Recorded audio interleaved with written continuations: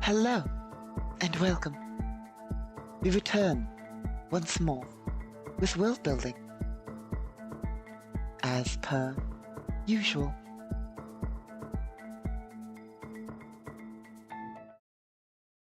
So, without further ado, let's get to it.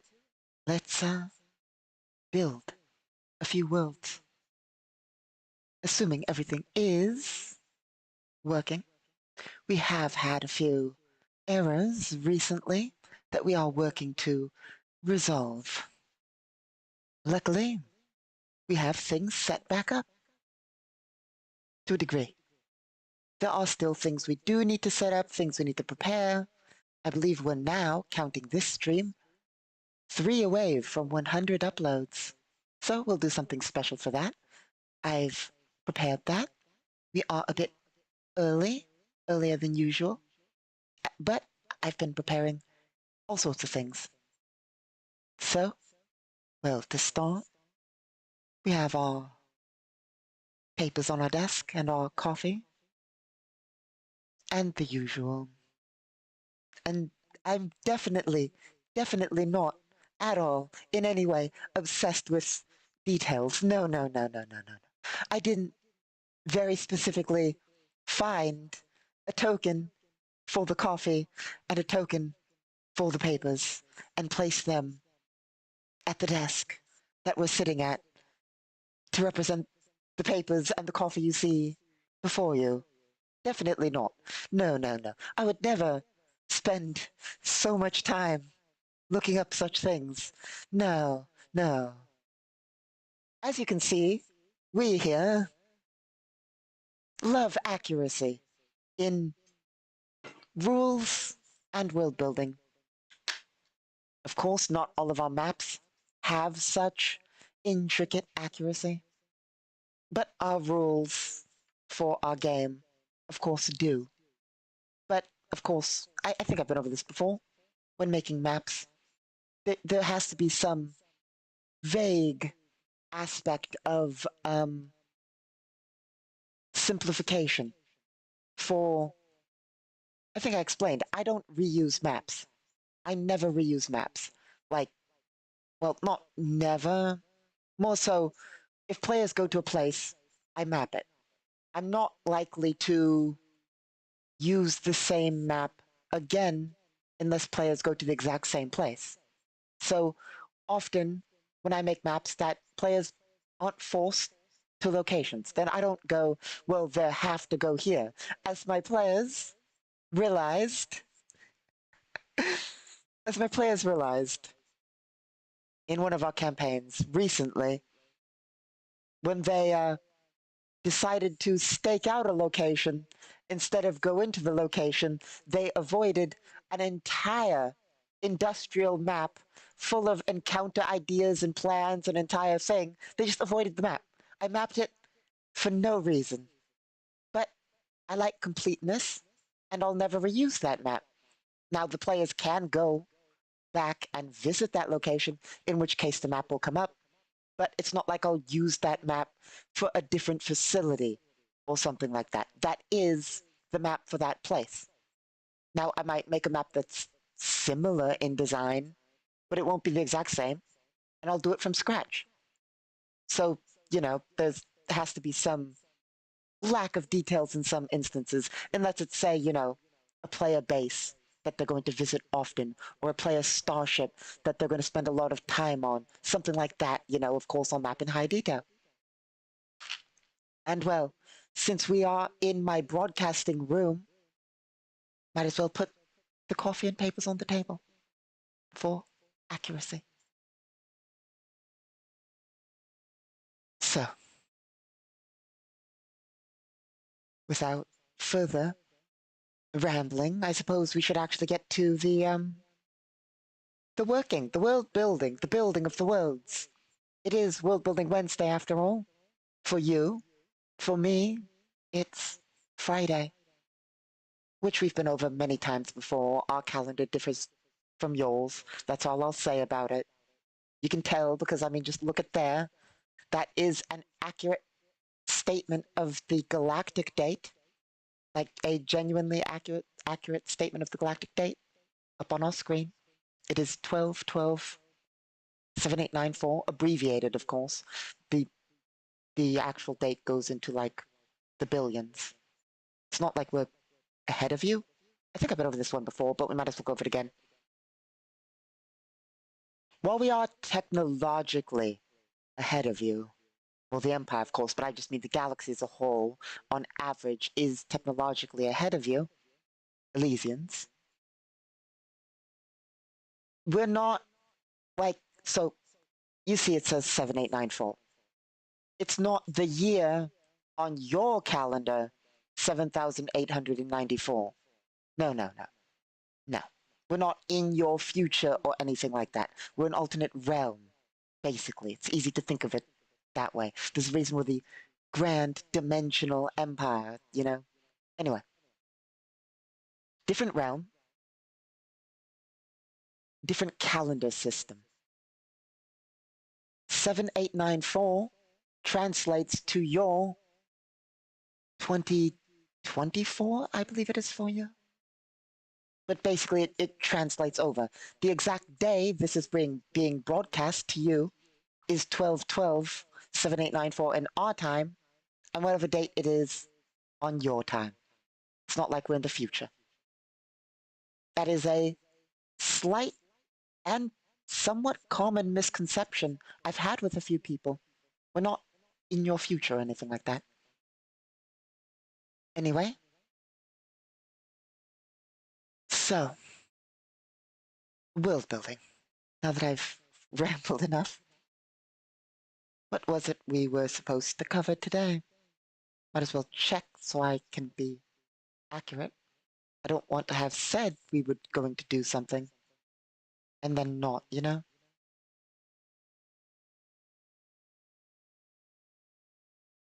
Let's double check. I said we would probably cover the interactions between the Terran nations, their trade and economics, and some of their history. So I suppose we'll build some of that. But where to exactly begin? So, as you know, our solo adventure with Yulena Aldis is currently taking place in the Terran nations. So, let's work on that a bit.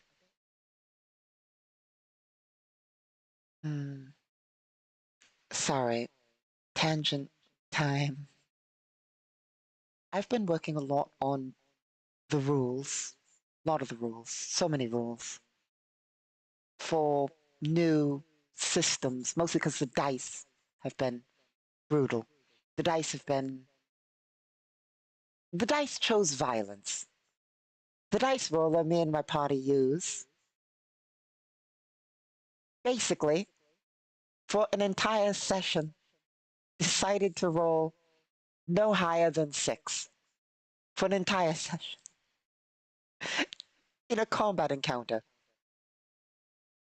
And what was supposed to be a very simple, equal combat encounter. Like, if you've seen my post a while back, I said, with brilliant planning and I said something along the lines of, with brilliant planning and tactics, my party turned basically 30 mutant monsters and 12 or so combat forces with guns and bombs into just a basically a non-issue. They solved it. They solved overwhelming odds quite handily with tactics and planning.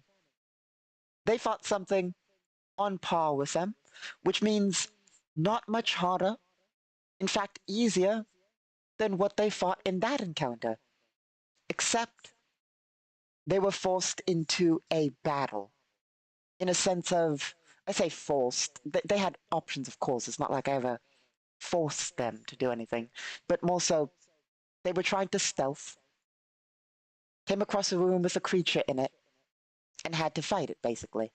Well, chose to fight it because it was sitting there and it seemed to have seen them. So they chose to engage the creature in a direct fight.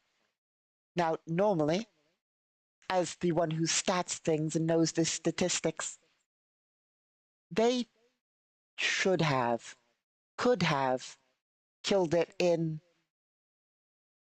3 hits. I'd say 2 if they were lucky. Could have theoretically killed it in 2 to 3 hits. Maybe even 1. Maybe.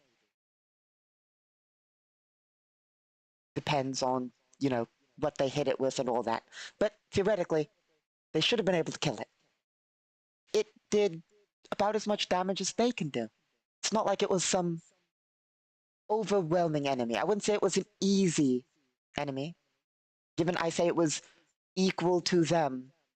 Do understand, I do mean it was equal to one of the, to our party fighter.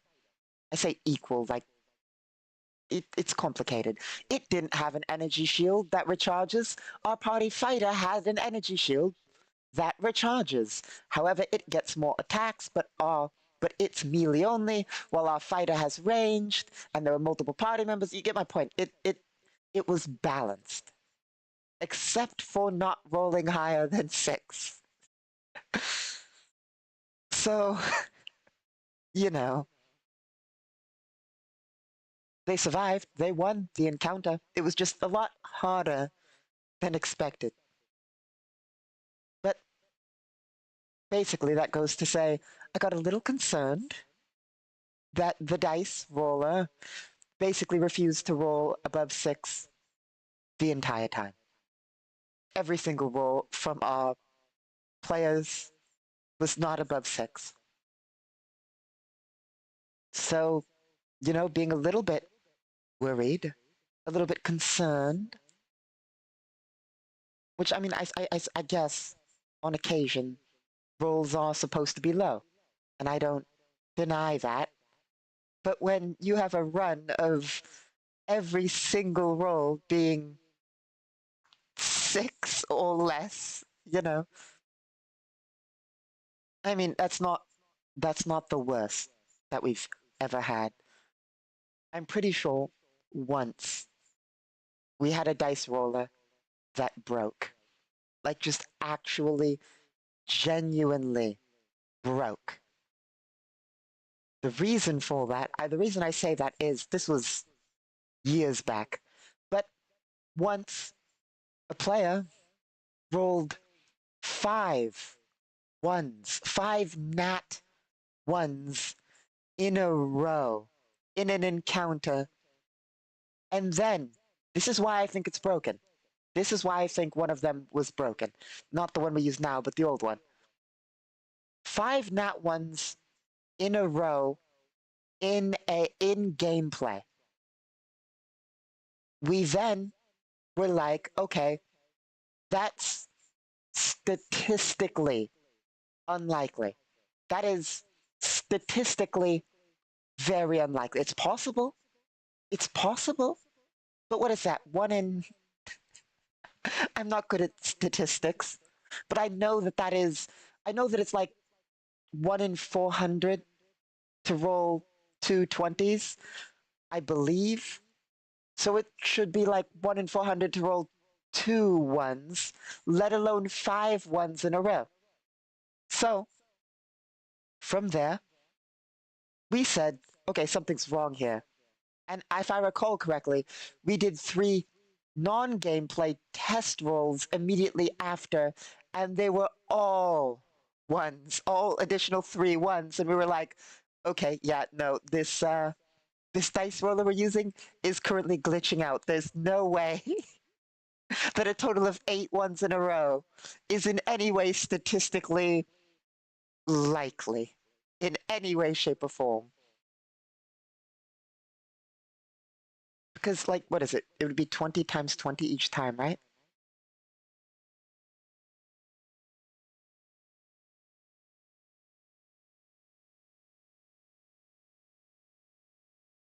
So 5 of them would be 1 in 3,200,000, maybe.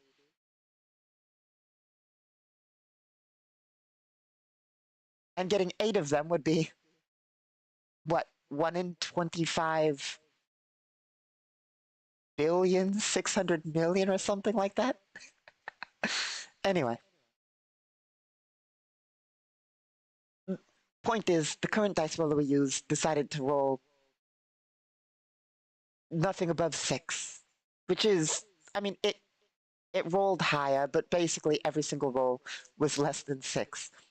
So I added just a few additional rules, just to make life easier in case that happens, but with drawback. With drawback, obviously not. Wow, you can just roll better. It's more now you can take penalties, and if you take penalties, you get bonuses, but your penalties will come back to bite you.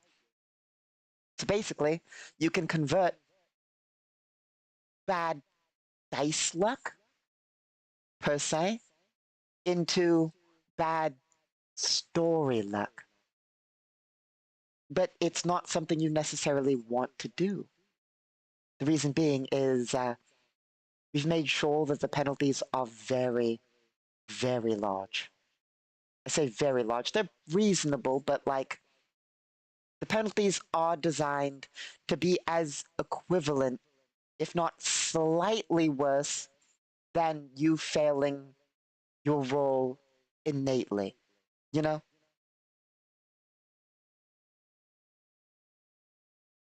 And the more penalties you have, the worse it gets. You can stack up to a total of 6. If you get to 6, things come crashing down, but they will be spent at whatever tier you have.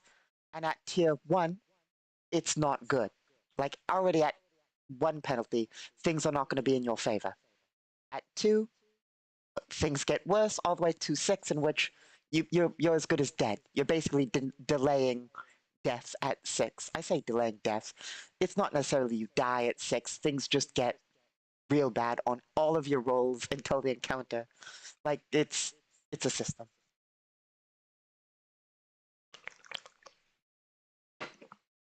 But basically just a few systems to be more lenient and generous. They're optional, of course. All these systems are optional. It's really like how how much fun versus how much seriousness do you want the campaign to have? How do you want the consequences of pure like pure consequences of what happens? Or do you want a bit more of a heroic fun time, like really lets you figure out your what style of play you want to go with, Anyway, I've been rambling for a while about things not related to world building. I suppose they're related to game design, which is what we do. Well, it's what I do in my spare time. I say game design, it's all Galactic Requiem work, but well, mostly. Mostly Galactic Requiem. I think I've been over this before. I sometimes run Sputniks and Space Marines, which is like Galactic Requiem, but it's sort of like a 70s, 80s sort of action movie, sort of space game. Similar, but more 80s action movie style, Same game system, technically speaking, but more different theme. It is all Earth related, you know, it's Sputniks and Space Marines. It's all 80s sort of action movie stuff. And of course, it's a joke on Dungeons and Dragons, you know, Sputniks and Space Marines, you know. Um, but other games I have run that aren't Galactic Requiem are, I suppose, because I mean, Galactic Requiem's broad. We run westerns in Galactic Requiem.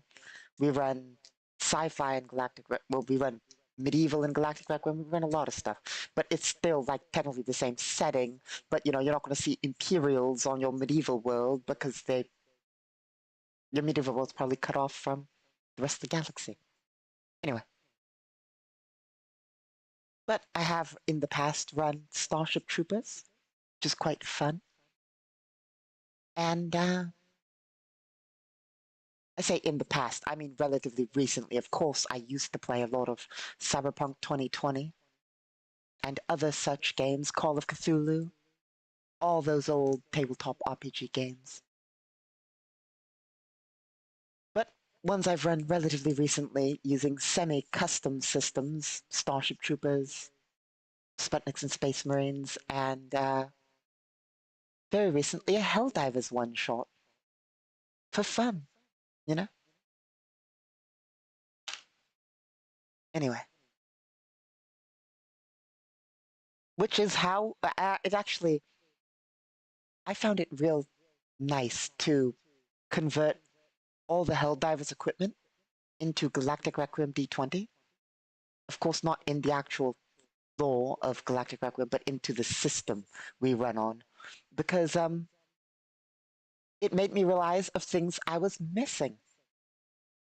For instance, a funny ragdoll rule, which we've now added to Galactic Requiem, which is basically an explosion rule that lets you ragdoll, basically be thrown by explosions. In addition, diving. Of course, like, you know, just leaping towards the ground. New rule for that. Just little things that I didn't realize we didn't innately have rules for. As you know, I like adding rules for everything, especially things we're missing. But it's sometimes hard to realize what you are missing in a game. So we have those now, along with new heroic dice rules. Not for that, just for fun little bonuses for basically tailoring the style of story we're telling in any specific Galactic Requiem story. We're still working on the Galactic Requiem simplified system for our adventure modules. We are still working on our adventure modules. Actually, working on the Helldivers one-shot also helped me work heavily on the adventure module stuff. Just because, well, if you know Helldivers, you know that death is common. It happens all the time. I mean, I suppose it's possible to complete a Helldivers mission without dying, but dying is something that happens often in Helldivers. So I had to make character generation rules that were quick for the one shot, so you could make characters quickly. But that also helped me with making GR simplified rules for the just like figuring out how to explain character generation in an easy and simple way for our adventure modules. Because I don't want to have to include the entire feat list for adventure modules, you know? I want it to be a very simplified system. We don't need the thousands of Galactic Requiem rulebook pages for an adventure module, you know? Besides, they're supposed to be system neutral. It's literally just me going, I want to go a step further and provide the ability to play the adventure module using Galactic Requiem rules in the adventure module itself, so you don't need a whole separate thing. And it should theoretically even give you enough in the adventure module with the basic rule set to be able to play beyond the adventure module, you know? If I give you the very basics of how it works, you should be able to even just play Galactic Requiem simplified beyond the adventure module. Anyway, so that's the plan with that. 100th video coming up. Got stuff special for that. I believe that's the extent of our rules.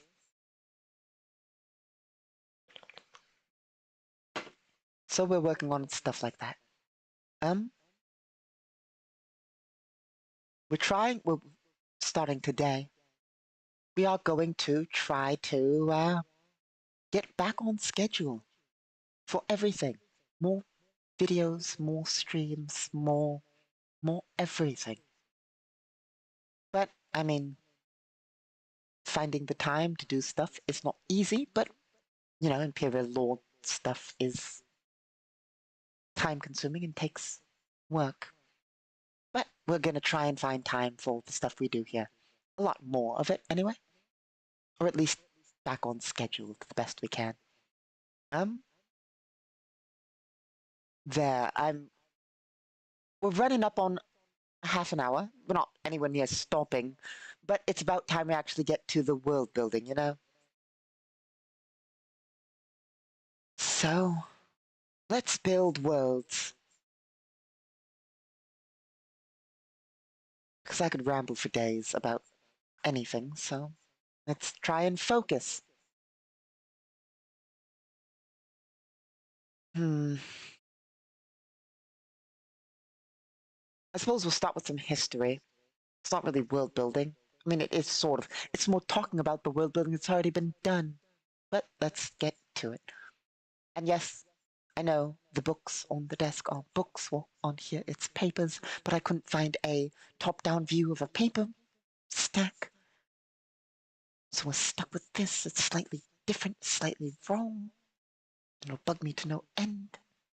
But here we are. So, basically, the Terran nations were the foundation of a lot of Terran society, not counting the Empire.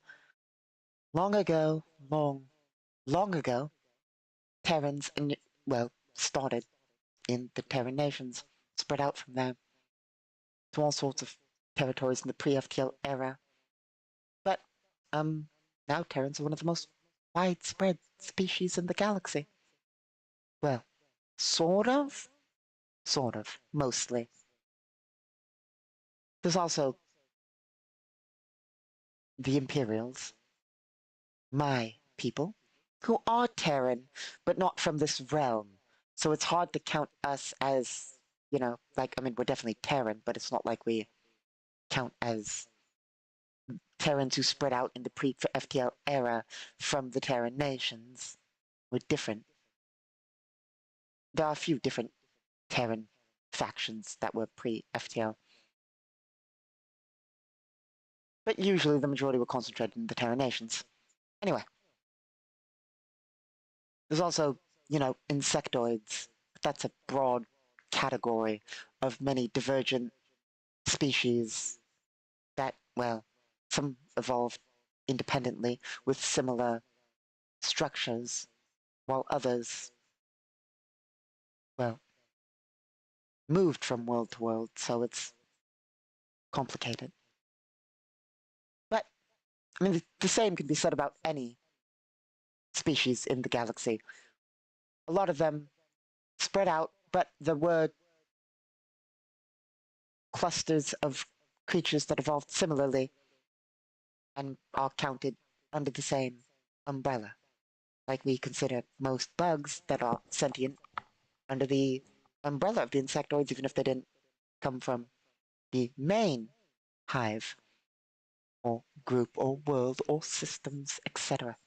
Anyway, the Terran nations I think we've been over this before, but who knows, are a somewhat unified, I say somewhat, they're very loosely unified group. I say, well, that's hard to say. They're not unified under a single nation. They're unified under the banner of the collection known as the Terran Nations, but they're not unified other than that. They work together, disagree, don't work together, fight each other, sometimes work together, count as independent nations. They're basically independent, they're just under a broad umbrella for the most part. And when we say the Terran nations, we mean one specific, we don't mean one faction within them, but we do mean the faction known as the Terran nations. Yeah, well, so when we say the Terran nations, we mean here, the territory of the Terran nations. Of course, the Council has lots of Terrans in it. The Alliance has Terrans in it. The Quarusians are Terrans from over here. Originally, they were from the Terran nations back in the pre-FTL era. Lots of people were from the Terran nations pre-FTL era. Then to the far south, they're the nations of the Terran breakaway. Anyway, the Commonwealth are Terrans. Point is, there's lots of Terrans who go by different names, but when we say the Terran nations, we very specifically mean these separate nations in this territory here. And not all of them. Of course, there's other species like the United Insectoid Hives, which is also only somewhat united. The Rock Toss Hives, which are another group of insectoids. The Tadok, which are avians. The people of Laria, I say people, the plants of Laria. The reptilians of Graxis. Told you the Quarusians are Terrans. The Siortan, who are rock-based sort of silicate beings. The Enster, which are just alien. They're not insectoid, but they share many similar traits to bugs, but they're not. For instance, I mean, well, that's not even true. I was about to say they don't have eyes. It's true that they don't have eyes innately, but do they? I'd have to double check. I'm pretty sure they don't have eyes. They sense. Anyway. Well, they don't talk. They're weird. They're alien. They're very alien. And when I say alien, I don't mean they're people, but different colored with different antenna or something. Or no. They're a four-legged, four-tendrilled, hexagon-like creature with a sort of semicircular, semi-hexagonal torso. I say torso, it's a center. A carapace based center with four little holes in it that the tendrils come out of for grabbing and eating. They, strangely enough, the Enster, they're manipulators that they use to interact with the world. I mean, some use their big claws, but that's not ideal for fine manipulation. Enster are weird. Every bit of their... So, other than their legs, other than their four spiky, spider-like legs, they're not even spider-like legs, let's be honest. It's hard to explain. But other than their four insect-like legs, every part of an Enster is encased in a sort of central, semi-hexagonal carapace with four little holes in it. The tendrils that come out they use for manipulation and ripping things to shreds to pull into those four little holes for eating. They're very alien. Hard to say if they're more alien. I mean, I'd say they're more alien than a insect. Anyway, Altor, that's Terrans for the most part. The Orbs and the Tauren, both species of sentient energy, generally spheres of floating sentient energy. The Alliance, while it has Terrans, is primarily composed of aliens. Same with same with Corelette, because there's the Nations of Corelette Pact. The Terrellian Dominion are aliens. I can't give you a description of the Terrellian Dominion because nobody has a description of the aliens of the Terrellian Dominion. Robots of the Coalition are robots. The Kerasotal Alliance, I believe, are also aliens. I believe the Saros are plants. I believe. That's why we have a faction catalog, isn't it? Faction catalog.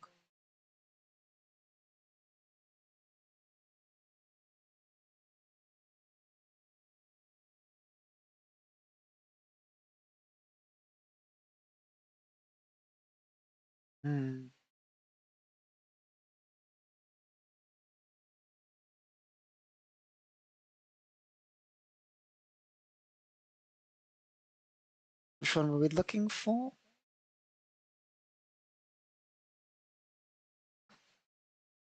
Yes, the Kerasotal. No, we're looking for Ceros. I believe they're called the Ceros Consortium.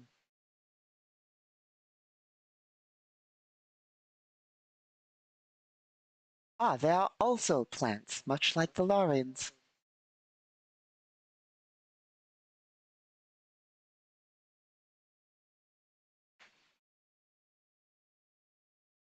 Neutral space has all sorts of species. The Council has all sorts of species. I believe the Corelette and the Alliance and the Kerasotal Alliance, all three of those have all sorts of species. Everywhere that's wild or neutral is just a wide variety of species. Zerlons are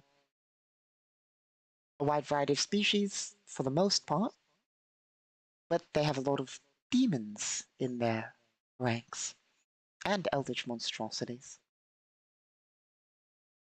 The Northern Order are Terrans. I believe we've covered most of the things on the map here. Anything I'm missing?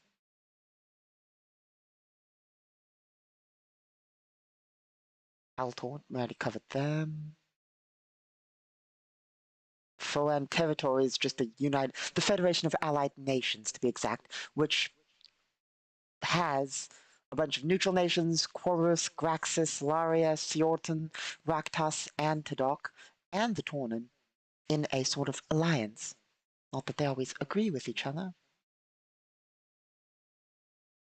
And then up north, of course, we have the northern nations that nobody really cares about. A lot of those. Then we have the frontier and everywhere else, which just have no specific core world. I mean, they have core world entities there, but like, no, they're not majority anything. It's scattered, you know? You'll find anything there. Anyway, so the Terran nations. It's not to say there aren't aliens in the Terran nations, and it's not to say Terrans don't gene mod themselves to be all sorts of different things, but the majority of the Terran nations, being the home of the majority of the Terrans, are majority Terran, obviously. But like I said, that doesn't mean you don't find aliens walking around, or even areas which have primarily aliens within the Terran nations, or modified Terrans to all sorts of degree. We do live in a world in which modification, well, I say modification, not only modification of biology, but simply mind uploading and downloading back into whatever you want is common. Well, expensive, but it's not a technology that is like, oh, that rare technologist, that technologist like oh, that expensive technology that costs quite a bit, you know? I say, but let's be honest, what is the cost? I'm thinking it's like $500,000. Let's double check. I want to get you accurate information. Because I know mind uploading is like 100,000, maybe. And a body will cost you, well, it depends. You want a robotic body or a biologic body? Because biotech is a wide thing. It's not like it's uncommon at all in any way, shape, or form. As I said, gene modding isn't either. Like you whatever. But I believe it's like 150,000 for robotic bodies, 300,000 for biologic. Yep, 100,000 for the base package, 300,000 for the biological package for a base body. Or is that on top of the other price?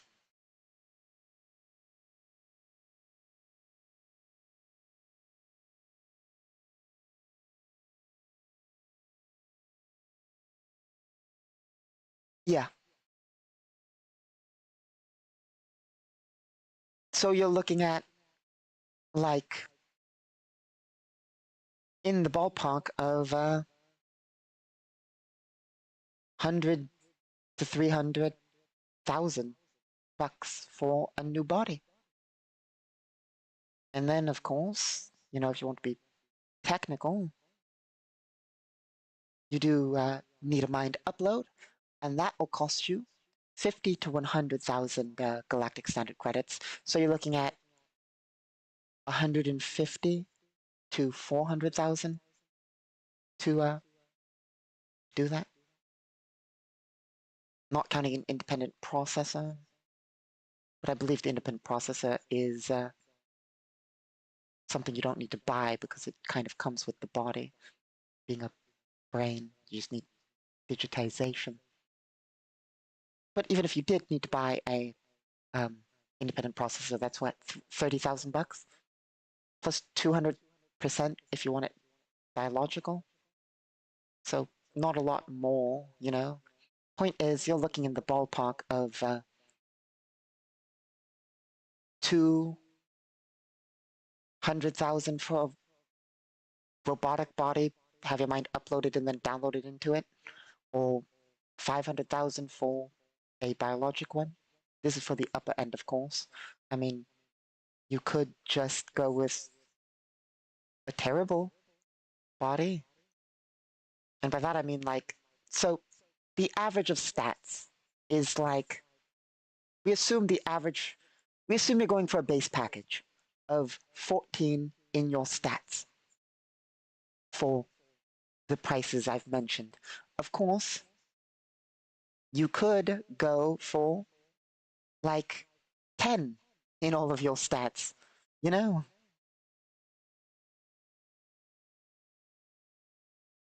Which would cost you like 50,000 for a robotic body with 10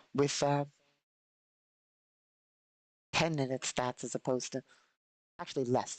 That's counting the mind upload slot, basically.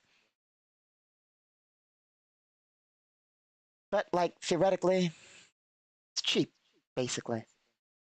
So, technically the actual custom biomodding is going to be more expensive than buying a template body. So, point being, in society, there are lots of Terrans that aren't necessarily what you would think of as Terran. Like at what point is a Terran not a Terran? If a Terran uploads the brain and then downloads the brain into a robot, are they still a Terran? If they live as a digital being, are they still a Terran? If they upload and then download into a biological insectoid body, are they still a Terran? If they choose to then embrace the insectoid lifestyle completely, are they still a Terran? If they modify their brain to be more insectoid, Are they still a Terran? These are all questions with no easy answer. Of course, the Empire has views. The Empire always has views. For instance, in the Empire, we have very strict definitions. I say strict, relatively strict definitions, because, well, in the Empire, certain individuals are not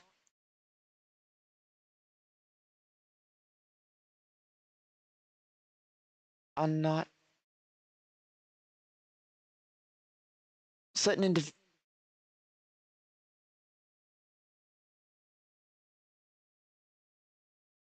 I'm having a revelation. How did I not realize that?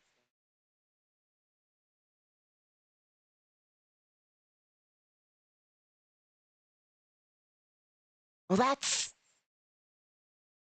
a oversight on the Imperial part. That's a significant oversight in the Empire. It would cost more, but we have Imperial technology. Probably do it for cheap. We already use cloned individuals on occasion.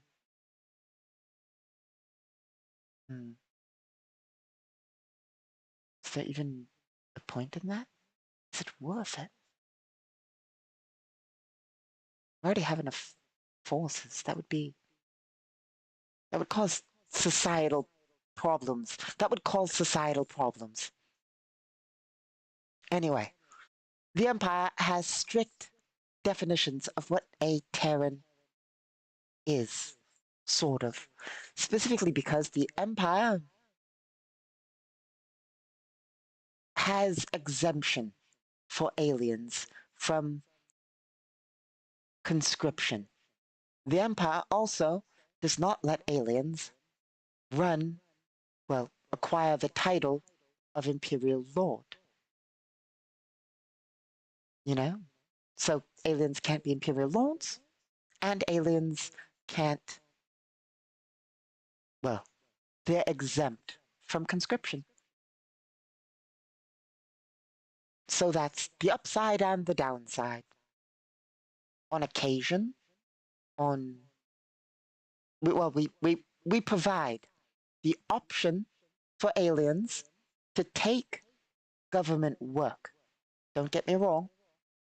We let them take government work, usually not in a military role, but we let them take government work and offer them government pay, of course.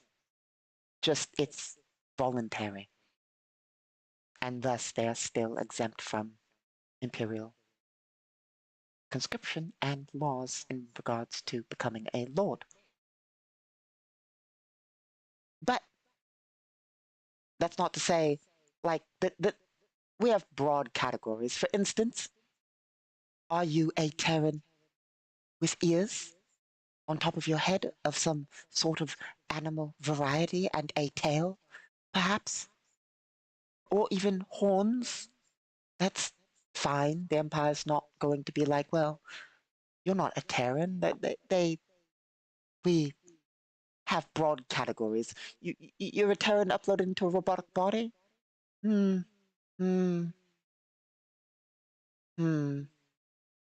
It's a bit more complicated.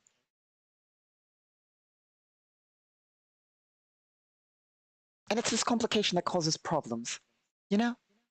But it occurs to me that the Empire we could. I mean, that's the thing. The Empire doesn't force things upon its populace for the most part. Well, other than law and states of war and conscription and that kind of thing. I mean, like all imperial citizens must have neural data pack. I mean, sort of. I mean, that's sort of, if you join the imperial military, you're getting a neural data pad that's, you know, but in a sense of if you leave the Imperial military, you're free to have that neural data pad removed, It's not like we force you to have a neural data pad in our society. Stuff like that. We don't force people to do stuff. A neural data pad's not innately a mind upload, by the way. They're separate things. But in short, basically, we could have aliens, non-Terrans, upload their mind and then put them into bodies for military service. But we wouldn't force that on them for a variety of reasons. So you couldn't do that for conscription purposes, could you? Oh, I suppose if you're wondering, is it possible to undigitize a mind? Like, is it possible to not be a digital being anymore? Yes. Yes. It is not a, well, sort of. It's complicated. It's not a technically permanent process. It's permanent in some ways, not permanent in others. In a sense of uploading your brain using standard galactic technology technically formats, it copies. So the majority of technology in Galactic Requiem runs on simulated neural webs. Basically a simulation of a brain using pathways as opposed to zeros and ones necessarily. Technically speaking, when you upload your brain, you are formatting your digital, you're formatting a digital construct, your brain to run on that digital construct. Technically, it's permanent in a sense of it's not your, it is your brain. In the realm we live in, there is no question about whether teleportation kills you. It doesn't, usually. You are you. Now, can you have copies? Yes. Can you kill a copy? Yes. So that does come up. It's just uploading your brain and teleporting do not innately kill the individual. Are there options that do? Yes. Those are generally considered lower tech. But the majority of standard tech, given the fact that it runs on neural architecture, you're not converting your brain into zeros and ones. There is a continuous stream of consciousness from one point to the other. In regards to uploading, teleportation's different. But in general, I mean, teleportation, there's a continuous consciousness from point A to point B. There's no, you're not killed at one end and then reappear at the other. The majority of teleportation isn't deconstruct, reconstruct. It's actual movement through space, usually using fields similar but different to that of FTL. So you're actively popping out of existence in one location and back into existence in another location. You're not killed and then transferred from point A to point B and then reconstructed. You're actively moved using FTL methods. Well, methods similar to FTL. Folded space. It's very similar to jump drives, except less risky to your health. There's lots of shielding and fields involved. It's complicated. Anyway, for mind upload, you're actively simply migrating your brain, not using zeros and ones, just to a different network architecture. Not even network architecture, just a different empty case, if you will. Basically, in short, using the technology we have, it's rather easy to move neural networks digitally. You can move a brain map using our technology. I say ours, I don't mean Imperial, I just mean standard galactic technology. So, you can move a neural architecture. Hence, even if you just teleport like digitally, you are still you because you're actively moving your brain's processing, basically. Now, when I say it's permanent to a degree, what I mean is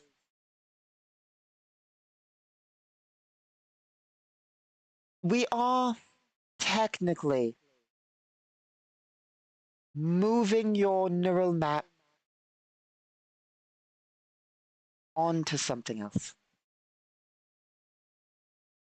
And that doesn't really change who you are or anything, but it does move your source of consciousness. Now, you could then re-download permanently into a biological brain. Don't get me wrong. You can undigitize, basically. You can fully. So it's hard to explain. When you become digitized, there is a transfer of your neural net architecture into a digitally compatible form, basically. In a sense, there's a connection made between your brain and a computer chip. This connection is similar to that of a neural data pad, except digitization is very specifically making it so your neural architecture is not limited to the meat space it's stuck in. So there is some sort of debatable loss. Debatable.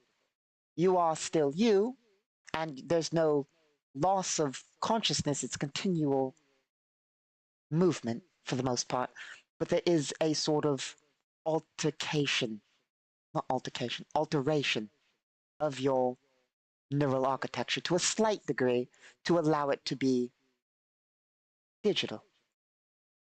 But once then, strangely enough, once digital, it's quite easy to re-enter a meat space. Like you can download the majority of, as long as it's connected to I say easy, the brain you're moving into must be connected to a neural, it must be compatible. Basically, it has to have a neural data pad connection and be compatible. The majority of brains in biological bodies that are constructed to be compatible, but it's very easy to then move between biological and digital. You can then remove your, what do you call it? You can then remove your neural data pad that stores your digital self once it's transferred into a biological brain, and congrats, you're purely biological to a degree. But when I say it's permanent, what I mean is there's no easy way to undo the process. And by that, I mean you're now in a biological body. It can make it so that biological body has your consciousness in it basically permanently. That's not what the question is. The question is, do you need a new mind digitization? Do you need that done to you again? No, I suppose. Technically not. Technically assuming that the connection, you might fade. not from existence or anything like that. I mean, over time, it's theoretically possible for the fact that you're compatible with digital architecture to fade. It's possible for that to happen. Like you're not innately compatible with digital architecture just because you kind of need a. It's complicated. It's very complicated. Anyway, point being, um, um, well, who knows what the point is? Rambling's our job.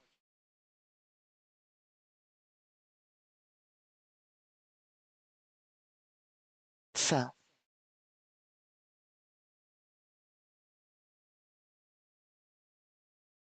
basically, um,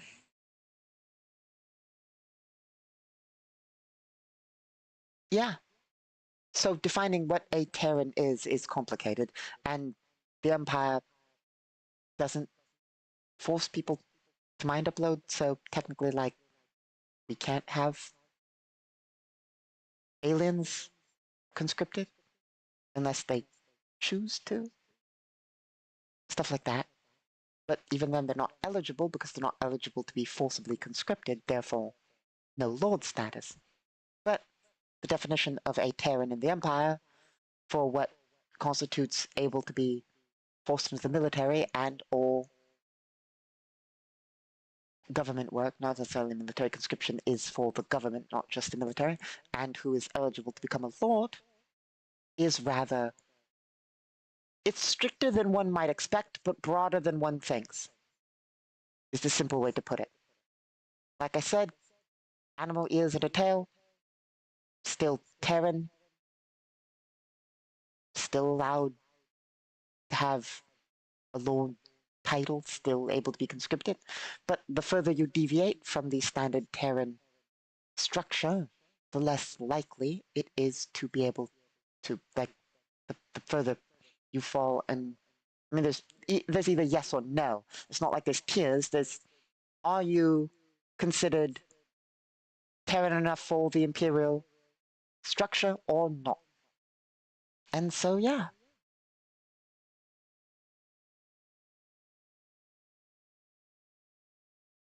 But in addition, that loosely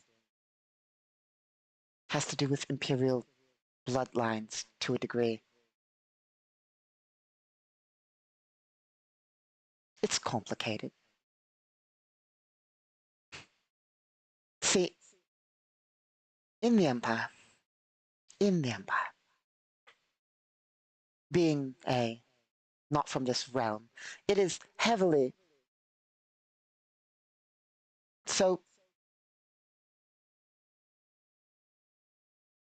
It's not like we're.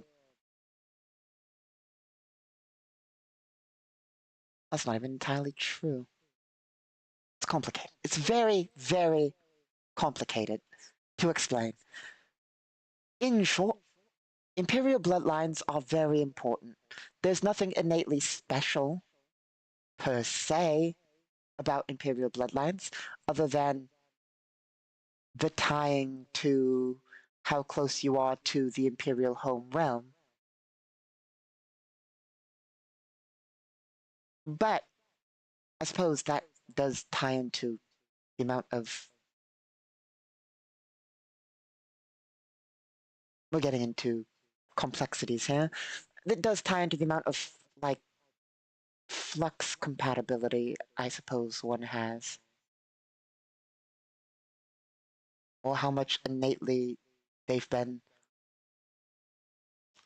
There's no easy way to put it other than corrupted by flux. I suppose that's how you would put it. So, there's this material only produced by the Empire. It is a sort of energy-based matter, to a degree. It is both matter and energy. It can be converted into any material, be it. It's called flux as slang because it can be converted into any material via processing. You can make it into basically steel, in which case it would have all the properties of steel. You can make it into steel, but with different properties. You can modify the the structure of the object itself to give it a wide variety of properties. It is native to the Imperial realm. It is everywhere in the Imperial realm. It, in a sense, corrupts. I say corrupts, but infects. It doesn't really infect or corrupt, but it changes. It doesn't really change people per se, but it people who are native to the Imperial realm have it everywhere. Fluxes, it's because it's so common. It's in your food. It's in your material. It's in what you wear. It's in the air. Planets are terraformed using things made out of flux, using chemicals produced by flux, using everything, basically everything. All basis of Imperial technology back in the good old days before the dark times. Use flux. I say the dark times, the current war the Empire is currently facing. Anyway, in short, flux is everywhere there. It has affected people in no special way, but it's semi-detectable. And it's sort of innately a part of an Imperial. It's not what makes you an Imperial, but it's sort of a part.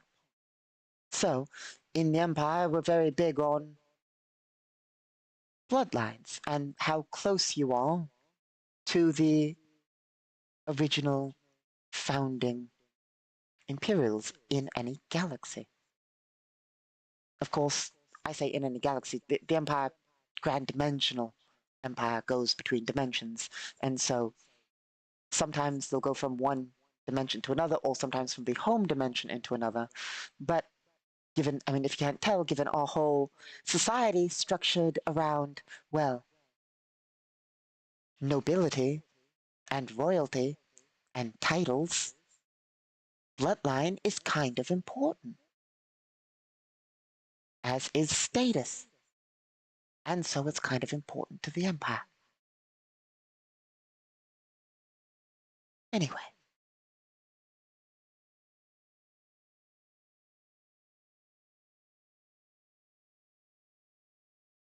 I suppose, I mean, it also gives Imperials properties. It's hard to explain. It's not like it's magic, but it is properties that you don't find in standard people because it is artificial. It's it's different than, but assume it's like living in a society in which nanites are everywhere. You have medical nanites. It's more than likely you have medical nanites in you. You have healing nanites. There's nanites in the air, nanites in the ground. I say this, but like to be fair, the majority of civilizations in the galaxy don't have nanites because they're expensive. So I suppose this is only for fancier nations. But it's it's similar. It's not magic, but it does change you in ways, you know? Not to say there isn't magic. There is. I say magic. It's in Galactic Requiem, magic isn't magic. I mean, it is. It's not technology, don't get me wrong. It's definitely magic. But it's its own thing. There's eldritch magic, there's psionics, and then there's arcane magic, then there's divine magic. Arcane magic is the manipulation of energy fields that are innate to the majority of galaxies. I say galaxies, I mean universes, realms, dimensions. There's an innate energy field that people can manipulate, and the manipulation of this energy field is what we call casting. Casting is what you would call magic. However, casting can be done psionically, arcane-wise, or divinely. What's the difference between arcane and divine? Arcane is you manipulating the energies yourself. Divine is relying on a secondary entity, a divine entity, to manipulate the energies for you, not necessarily consciously, but it's manipulating the energies for you, or granting you the ability to manipulate energies through it, as opposed to doing it yourself. That is the difference between arcane and divine. The difference between psionic and arcane is more so, it's described as arcane is manipulating the energies outside of yourself. So you are manipulating magical energy fields, while psionic is manipulating your internal arcane energies to produce, well, arcane, the internal energy fields to produce exterior effect. It is a very slight difference that has no real practical difference, but it is different. So in short, an arcane caster manipulates energy fields outside of themselves to create an effect. Can they manipulate energy fields outside themselves, inside themselves? Sort of, but it's different. In a sense, it's easier to say it this way. Psionics are manipulating the energy fields within, sort of. You basically are manipulating energy fields in your brain to falsify effects.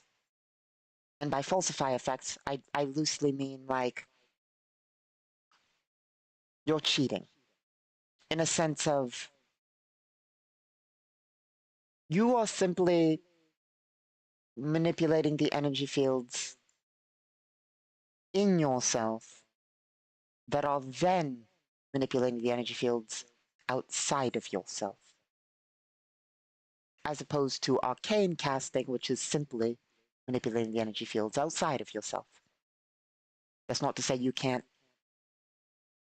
cast magic on yourself or anything like that. It's Sonics is an extra step. It's just one extra step that is descriptive more so than actually having any different. I mean, there are mechanical effects. It's complicated. Everything's complicated. It's best not to ask questions.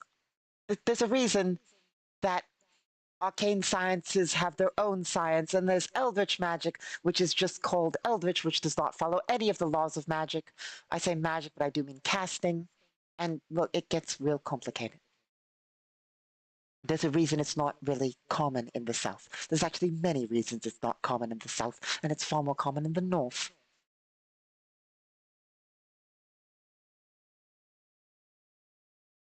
But science doesn't understand casting.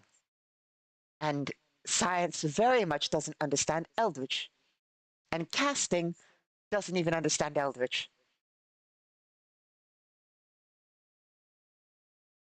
So, yeah. Um,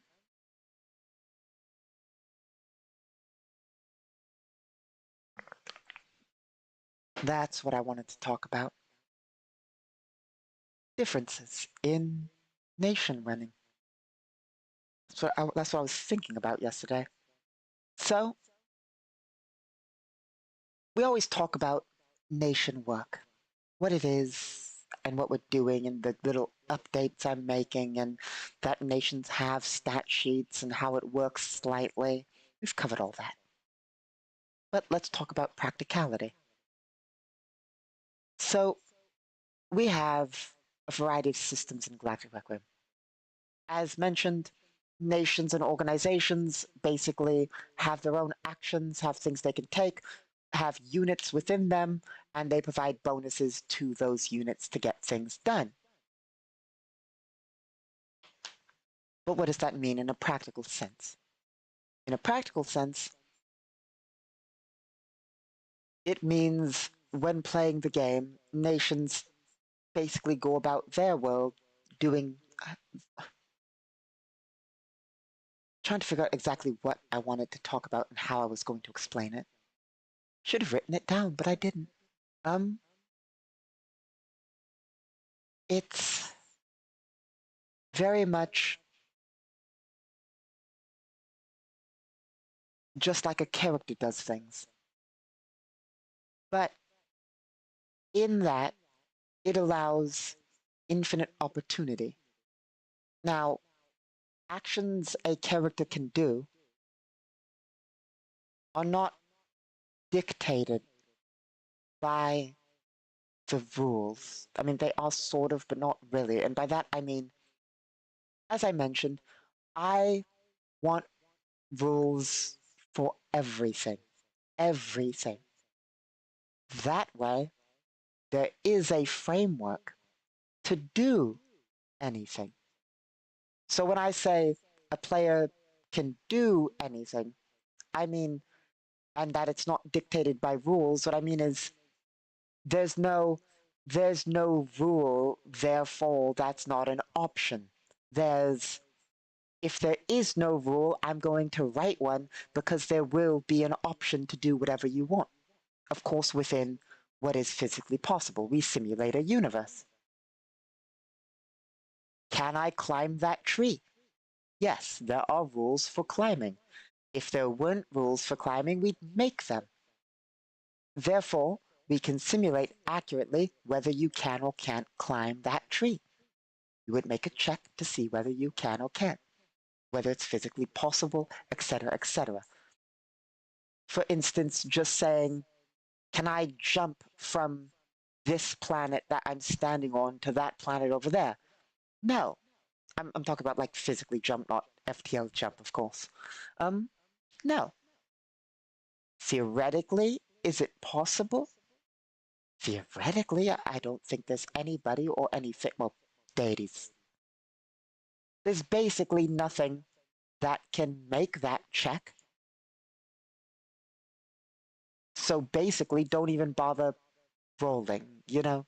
Like, that's not something you'd bother rolling on. And why would you ask? But, like, can I shoot at this individual, slide over there, pick up that thing while I'm sliding, and then turn that corner? Yes. Make me these checks to see whether you can successfully pull it off in the 6 seconds that your turn has. You know? There are some rules and so forth as to, amount of actions and all that, but we try and be open in what you can do. Is it physically possible? And by that, I mean, like, not necessarily can you pull it off, but like, is it possible that, sort of can you pull it off? Because there would be a check made, but like, does it fall within the framework of what's allowed, Can I take 20 actions in this turn? No.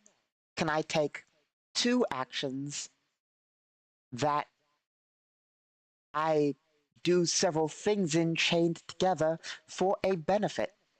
Yes. There will be penalties applied to, say, diving and then sliding and then rolling across the thing and picking something up at the same time. There'll be penalties applied, but give it a shot. We're very open in allowing basically actions because we're simulating a world. The same goes for nations. So we have a framework for everything they can do, but it's very open. Can I build a structure that'll give us a +2 on this nation check? Yes, we have an entire framework for all sorts of buildings and structures that your nation can build that provide benefits and drawbacks. We have all sorts of options for what you can have your people do. All sorts of basically infinite options to a degree within reason. And same with economics. We have loose economic rules for benefits and drawbacks, trade, things going up and down, stock markets, trade good supply and demand of what's the word I'm looking for that? Supply and demand of trade goods and stuff like that. All sorts of things, basically anything. My goal is to simulate a world. Now, the question is, question really comes down to, as I mentioned with our new sort of open rules. I say open. It's not like the rules haven't always been open. They're always open. What I mean is our new generous rules, our new difficulty rules. Because in Galactic Requiem, there is no difficulty. And by that I've been over this before, but I mean like a gun is a gun. An enemy is an enemy. We have levels that we're always trying to get rid of, and classes that we're always trying to get rid of, but we're stuck with them. So levels loosely represent tiers, sort of. Somebody who's a trained soldier is going to be, like, when I say trained, I mean like, for instance, special forces. They're likely level 8 to 12, maybe even level 16. For the sake of a game, I'm not going to go, I say for the sake of the game, I mean contrary to that. I'm not going to go, well, in this campaign, you're fighting special forces, but you're all level 1, so the special forces are going to be level 1. No, no, no. They're going to be level 8 to 12, because, or 8 to 16, technically, because that's what they are. That's what they are, so that's what level they are. A gun does gun damage. A trained individual is as skilled as a trained individual. Of course, as a GM, it's my job to provide contracts and ways to succeed at these things when I provide a plot. If my players want to say, we want to attack the military base with our pistols, they're going to die because we're not going to pull punches. A tank is going to do a tank damage, you know? And they're not going to damage it with a pistol because it has like 50 damage reduction and a pistol does 2d6. So, you know, it's not going to work for them. If I say I'm going to, here's a mission, attack this military base, and this is part of the plot, I'm going to give them a way to succeed. I'm not going to kill them, you know? They might die. Game's risky. Yes, they might die, but I'm not going to be like, well, here's an impossible task. Sometimes a player must use their better judgment in some cases for like, should we accept this contract to do this ridiculous thing? Probably not. You can theoretically, in the world, there are people providing impossible contracts that you maybe shouldn't do, obviously. But if I basically make a plot and say, here's the plot for you players, I'm not going to make it impossible to do. I'm going to balance it, of course, to a degree. So, there is balance in that sense. But a Special Forces soldier is a Special Forces soldier. A tank is a tank. It's not a lower level tank, it's a tank. Tank does tank. But that's, I suppose, where our new system comes in. With all of our new options, they do allow you to tailor the feel, the difficulty, how heroic are your characters. Do you get bonus dice? Do you get the option to reroll? Do you get these options? So pure hardcore Galactic Requiem, at best you got your action die. You get your action dice. That's all you get. That's hardcore Geo. You are like everybody else in the galaxy. You have action dice. And if you're smart, as one of my players constantly says, take Heroic Surge. But theoretically, NPCs can take Heroic Surge. It's not like it's limited to players. But same with action dice. NPCs have action dice. It's not like it's limited to players. But there's all sorts of optional systems, basically, that can be given to only players or players and NPCs, or basically, however, to tailor the feel of the campaign.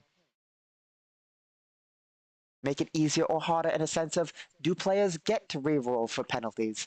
How generous is the GM going to be with rewarding action dice? How generous is the GM going to be in rewarding bonus dice to roll if they're skilled at things? It's basically stuff like that, which makes it either easier or harder and can help tailor the feel of the campaign. For instance, if we use the heroic runes system, that encourages the campaign to be action-packed. It doesn't have to be, but encourages action. Not necessarily combat action, because anytime you do something risky, you gain the thing. But that risky can be social stuff. It can be encounter stuff. It can be stuff like that. Like it doesn't necessarily mean combat. We have an entire in-depth social system in Galactic Requiem. Not only can we do it via skill challenges, and the crisp system, but we have an entire system of influence, NPC tracking of how they feel about you, what resources they're willing to give you, what resources they're willing to go against you, all sorts of basically tracking and different checks to make and ways to communicate, and there's an entire thing for basically everything. Social, combat, skills, crafting, nation running, organization running, economics, all of it covered. So basically, it's very much the systems, any of the systems work on any of those. So like the difficulty is not only limited to changing the difficulty of combat, or it works on social or anything, basically.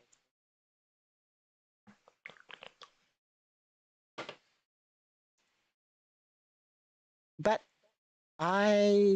yeah, no. So yeah. But basically, I think I said this before, I'm trying to find a simplified system for nation running and generation, just because it's a little complicated. I say simple system. We have a simple system for it. One of the very first things we did was make a simple system for it. The only problem, it's not really even a problem, it's just a personal problem. Tracking. I want to simplify it even more. I want it to be crunchy but simplified. It's hard to explain. Currently, nations still use money.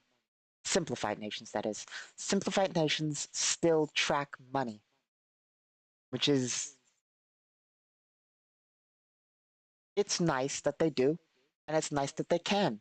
But there should be, or at least I want a way to track simplified nations without money.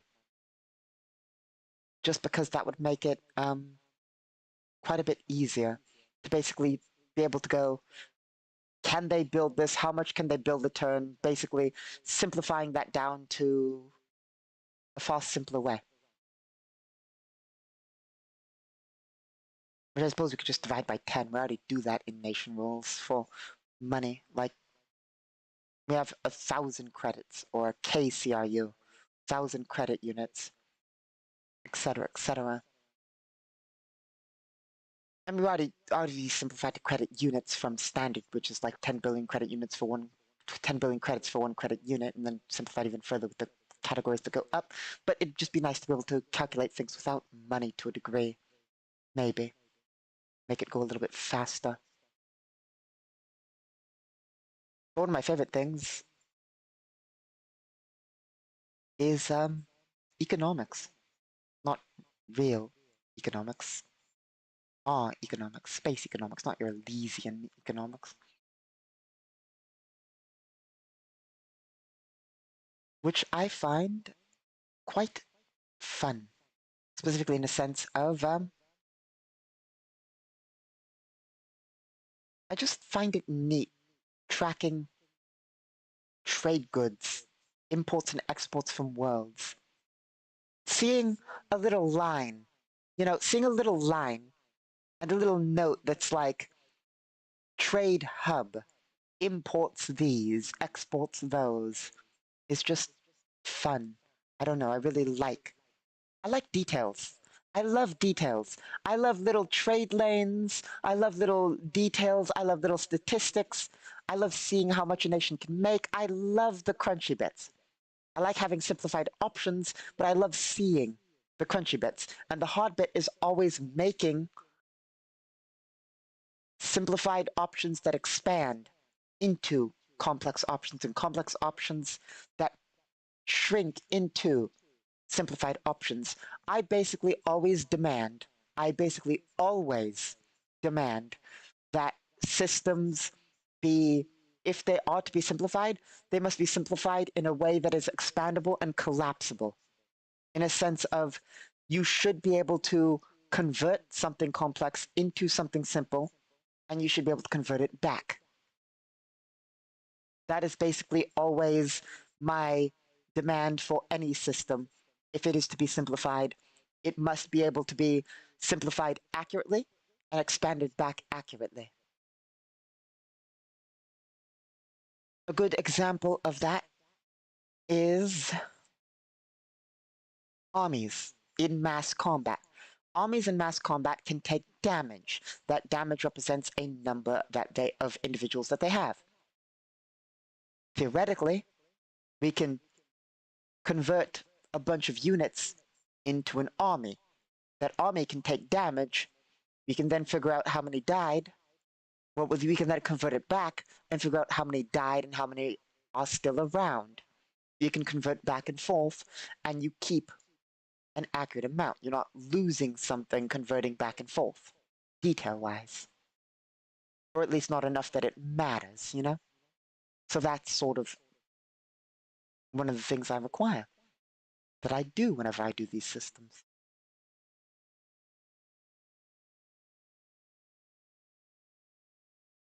So, yeah.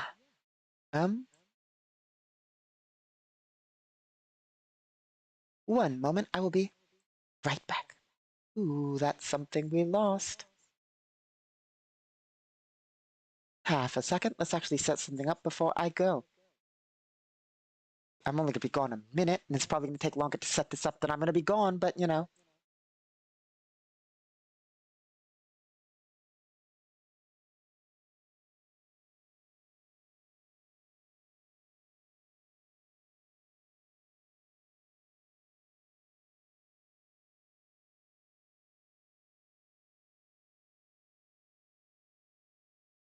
There we go.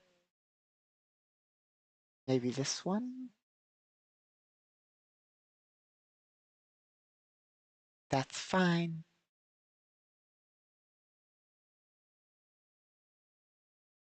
There we go. Okay. I will be right back.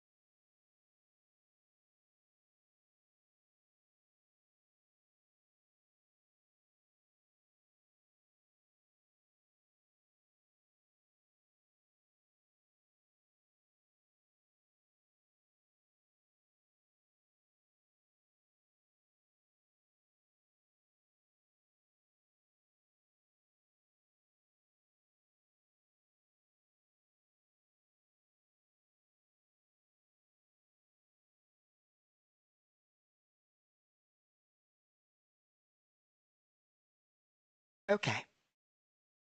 Time for me to rant. So, I see. I'm sorry, I had a thought while I was over there, basically. So, here's what I was thinking.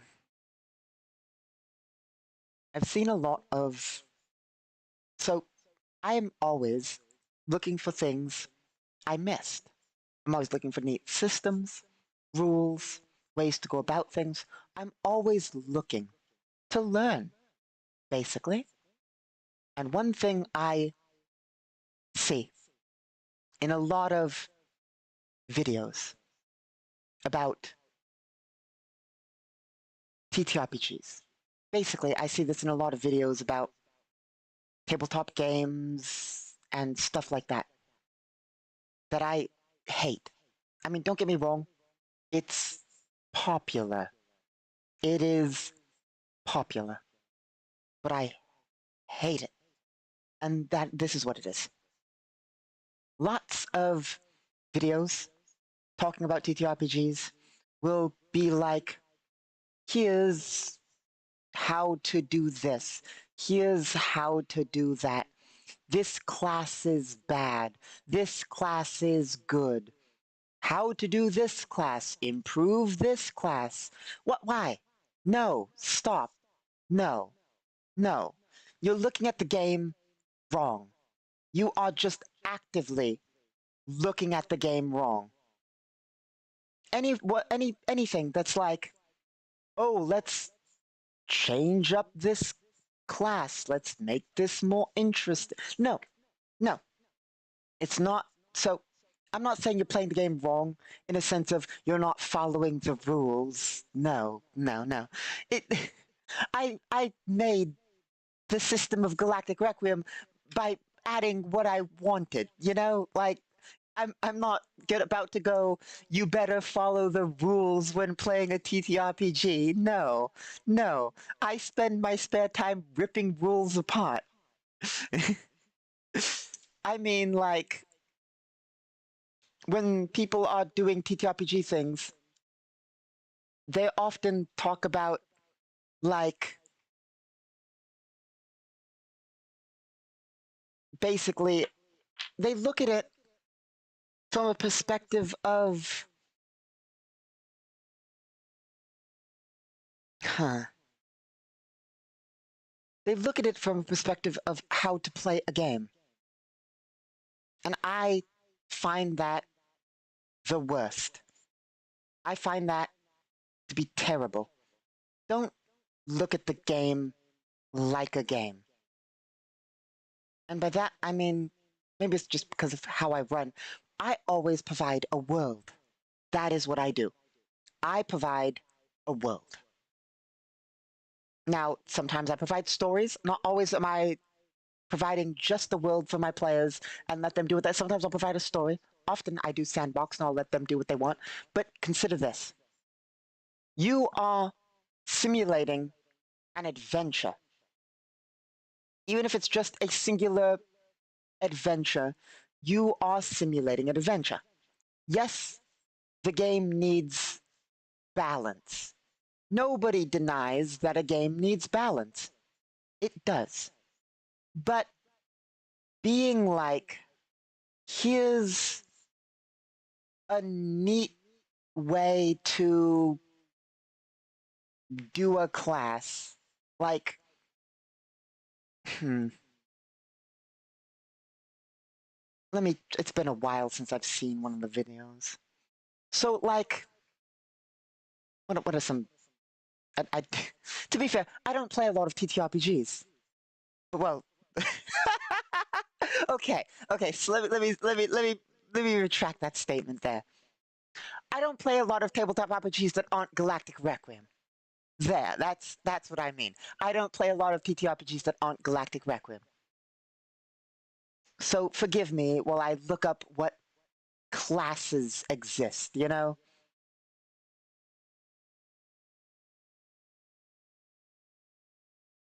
Um. So here's what I mean. In simple,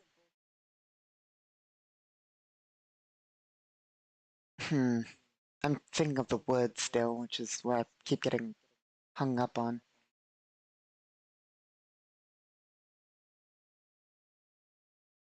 Yeah, well, this should work.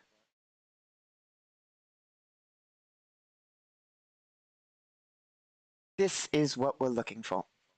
So, for instance, just a quick example is like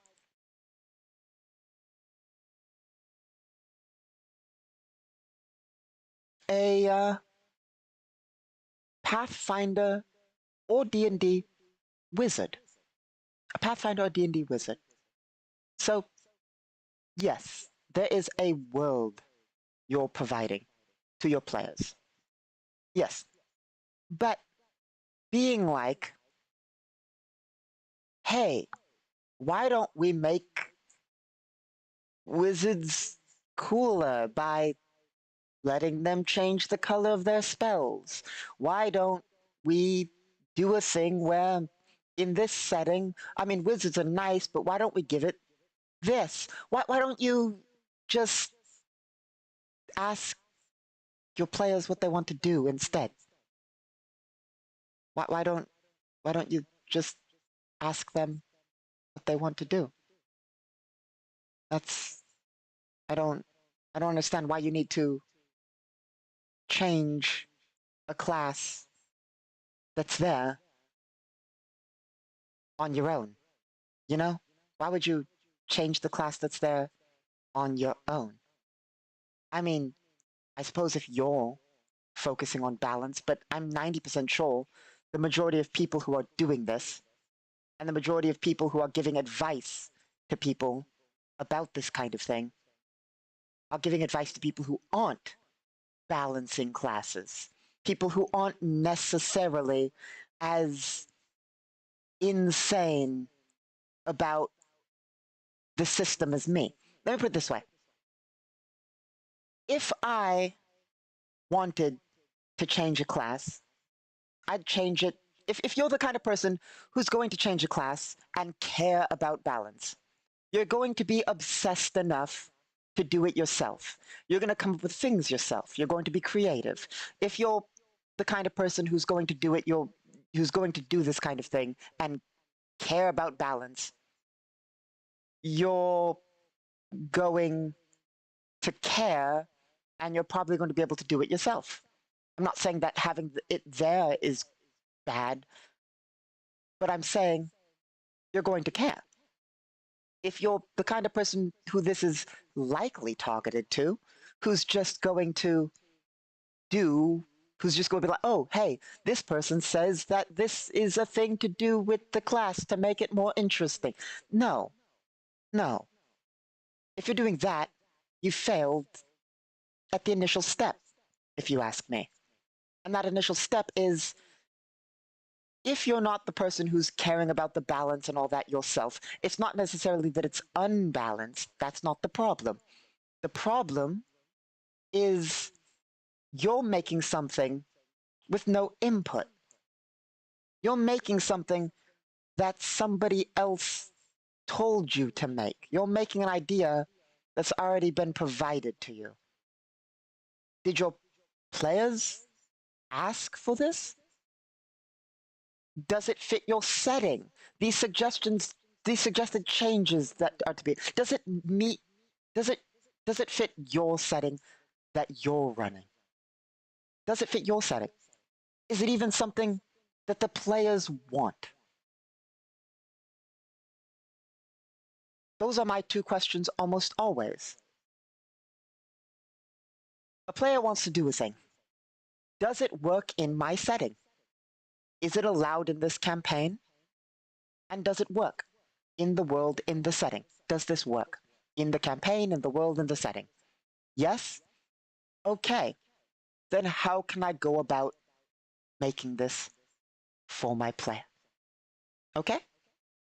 I don't go, oh, hey, somebody else made a video on how to make thing cool. I'm just going to drop that into my campaign. Why? Does it fit? Any of the things? Did the player ask, are you just doing this because, I don't know. What's your reasoning? What is your reasoning? Okay, that's my question to you. What is your reasoning? And don't just say for fun or to change things up. If it's just to change things up, why are you changing things up? Ask yourself that. Why are you changing things up? Just so they're different? Was the other thing working? Maybe there's a neat idea you want for your setting, in which case, you know what? Neat. If that's a neat, cool idea you want for your setting, sure. Or are you just dragging and dropping this randomly into the D&D setting you're running? Are you just dragging and dropping this randomly? Because if you're doing that, you're doing it wrong. I don't believe that's the right way to go about it. Then again, I mean, if you've watched any of what I do, you know that I'm obsessed with lore, accuracy, rules, and details. I'm obsessed with these things. So, obviously, this is coming from somebody who cares about that kind of thing. But, in another term, one of my players, long ago, wanted to play as an eldritch entity. Okay, here's a base class that works for it. Let's modify it for this, this, and this. Oh, you want this ability? I'm sure we can do it this way. Oh, you have an idea for this? That one might not work, but what if we change it around to this so that it works like this? Okay, you like that idea or you don't like that one? Okay, then how about this? Look, we can work together to make something that works. Or we can add something that works in the setting. For instance, the caster class. There's a reason the caster class is the caster class. There's a reason the hacking class works the way it does. There is reasoning behind this. We're not just changing the law or the thing or anything like that just because lol, let's change something, or it'd be neat to change something, let's do something different. The question is, do your players want something different? Now, as my example goes there, my example is very much, what does the player want to do? I'm not just changing the way wizards work because I feel like it. I'm either changing it because A, the law, and it works for the law, and it's the way it should work in the law, or B, because it's something my player wants and it fits within the law. Those are why we change things. That's the good reasons to change things. If you're just dragging and dropping, it's not even about taking somebody else's idea. That's not the problem here. The problem isn't even not being creative. I mean, the problem's a little bit not being creative, but it's not necessarily not being creative. The problem is a mix of it all. Once more, my question is, why? Why are you changing these things? Is it because you want to make I mean, like I said, if it's something that fits your setting, sure. If you're just running a plain setting, why are you changing these things? Because it would be neat, I guess? Are you going to change the entire setting to reflect this? Or you get my point? Hopefully you get my point. If you're doing something yourself, it's great to take idea. If you're doing something standard, I mean, really ask yourself why you're changing things and whether it's going to fit. Will it be balanced? Will it fit? Are you... let me put it this way. Let's say we do change how wizards work. Are you going to change how warriors work? Are you going to change how rogues work? Or are you just changing the law for wizards? Are you changing the law and abilities and stuff for wizards only? Because Now everybody else is going to feel like, I don't have neat things. So is the entire party going to be wizards? Or are you going to give them something fun? Or is it just this?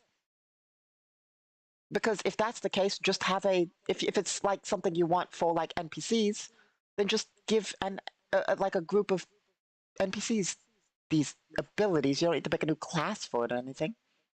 Like,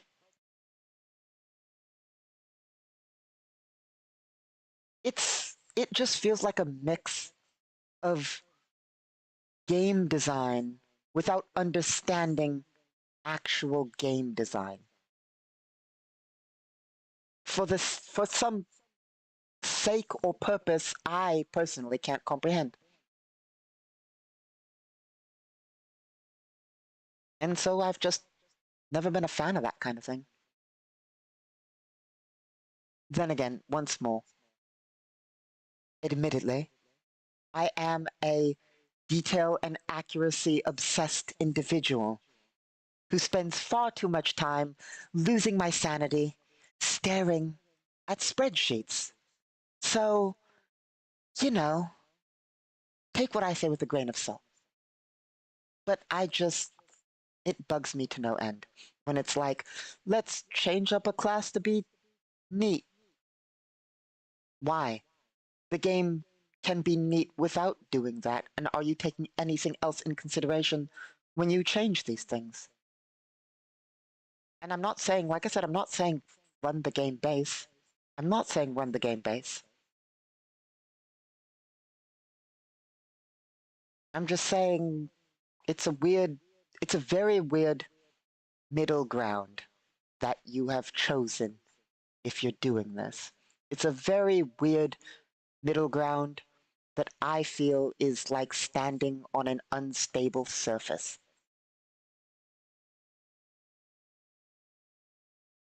You know? But that's not to say systems aren't good. That's not to say systems aren't good. Oh, I quite encourage looking up systems to add to your game. What about a system in which, I don't know, occasionally you can use sort of like action dice? Congrats, you get a D6 action dice. You know, like everybody gets D6. That's a system. A system like no initiative. These are systems that I encourage trying and adding for fun.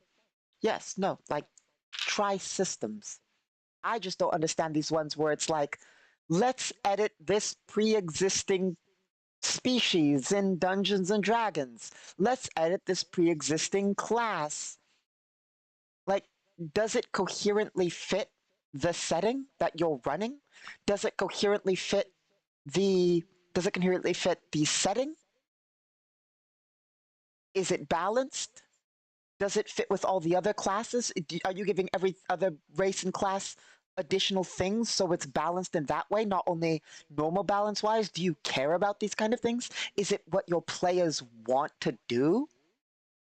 These are the questions that I feel a lot of people don't ask when they do these things.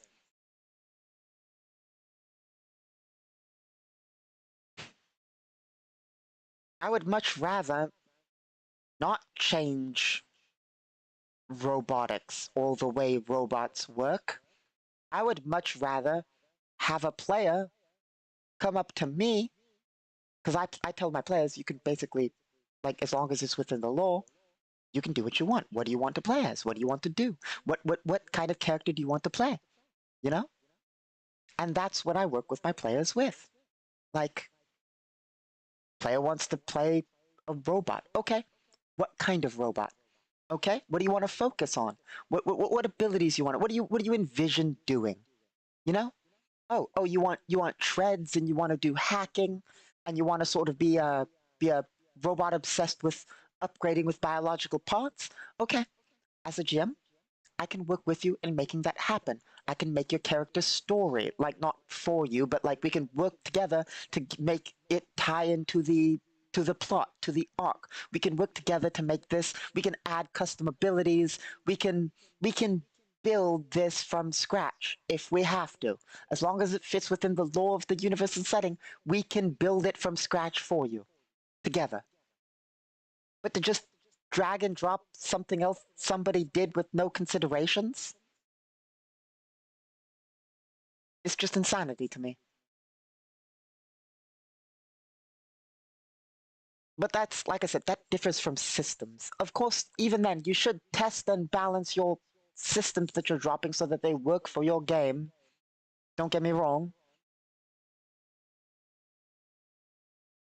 But yeah, that's just something that always bugs me.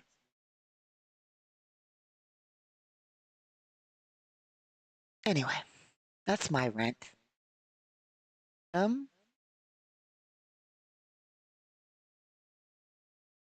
so I suppose what else is there to cover? Well, like, hmm,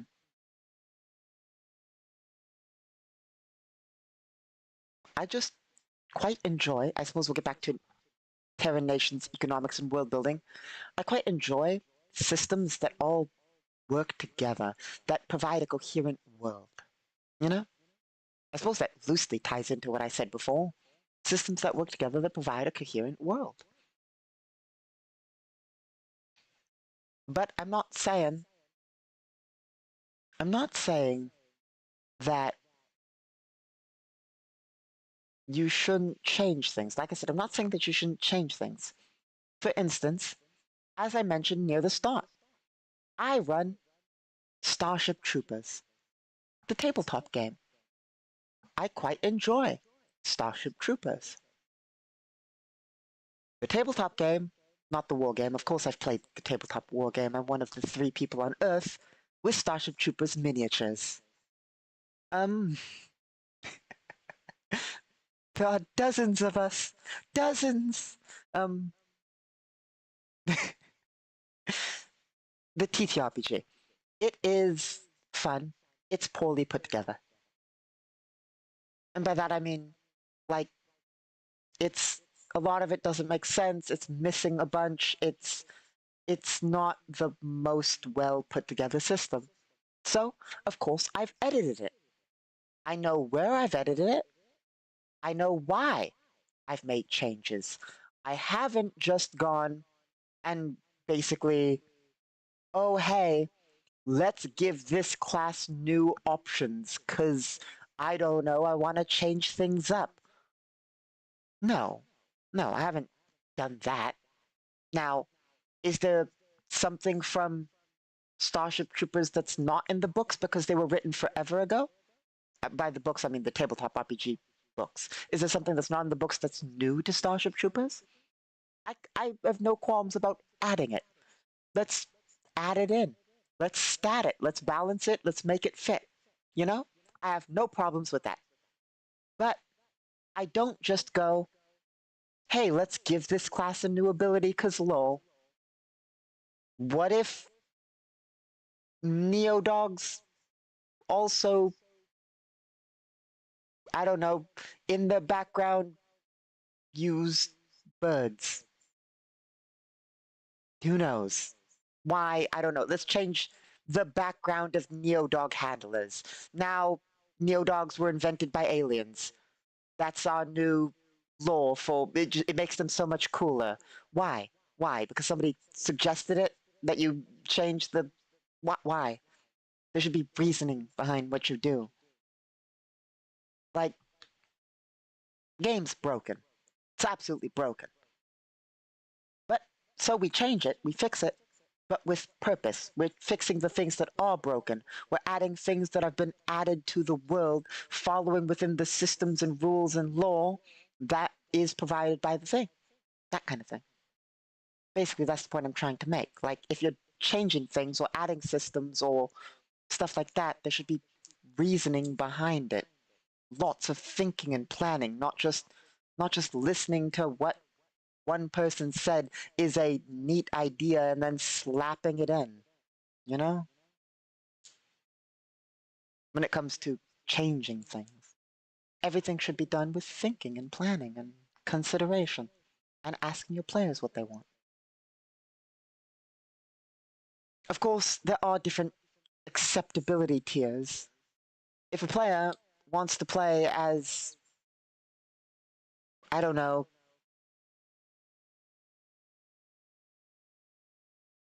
John Halo in Starship Troopers, well, no, it's Starship Troopers. Come on. But, if player says, is it possible to play as a skinny? Maybe. Depends on the law, the rules, the setting, what's currently going on. I mean, in the law, the skinnies do eventually start working with the Terran Federation in certain instances, depending on which law you're going by. There's lots of Starship Troopers laws. There's like 7 different Starship Troopers law lines. There's, there's the books. There's the old anime, the old one. There's the Roughnecks, the animated series. There's the movies. There's the war game universe, which is very similar but so slightly different than the tabletop universe. There's the newer movies. There's the newer 3D animated movies. There's the 2 games. There's the actually 3 games if you count the old game. There's 2 new games. There might even be a 4th old game, or a 2nd old game, which would bring it up to 4. Like, there's lots of different Star Troopers timelines, which all sort of tie together, but sort of don't. They're all very similar. That's why I love the tabletop and the war game. The tabletop RPG and the war game basically both go, yes, almost all of it is true. Yes. For instance, in the tabletop and, the TTRPG, the light armor troopers, it starts with the power armor troopers. There are the power armor troopers from the Starship Troopers we know and love.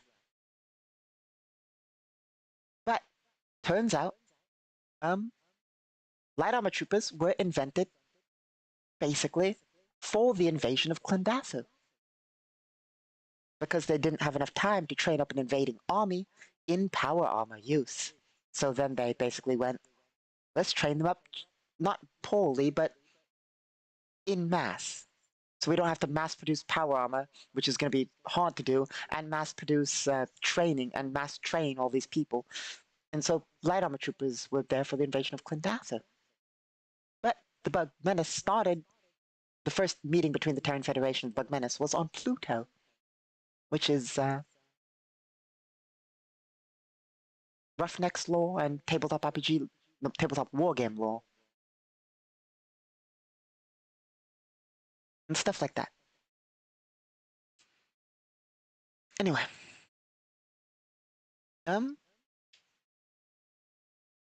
Well, we're pushing up on our time limit. I say time limit, we don't really ever have a time limit. More so, I'm gonna go and get coffee and then stare at spreadsheets and try and get work done. Because as nice as it is to ramble about Galactic Requiem, I do need to finish statting things. I want to run a bunch more one-shots. For instance, like I said, we're running a Helldivers one-shot, which is going on for more than one shot. It's currently we're working on the 2nd shot, but so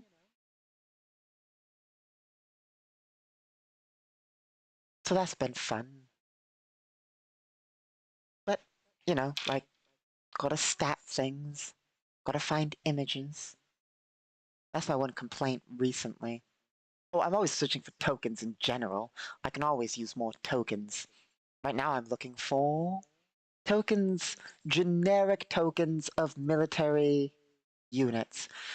Obviously, I'm always looking for character tokens and top-down tokens of vehicles and starships, but I'm looking for generic military units. Like, how do I put it? Something a bit more detailed, less detailed, more so easy to look at a glance than military symbology of like you know, box with X through it, box with X and circle to represent infantry that are fucking mobile, like fucking mechanized. Something a bit more easy to read at a glance than that.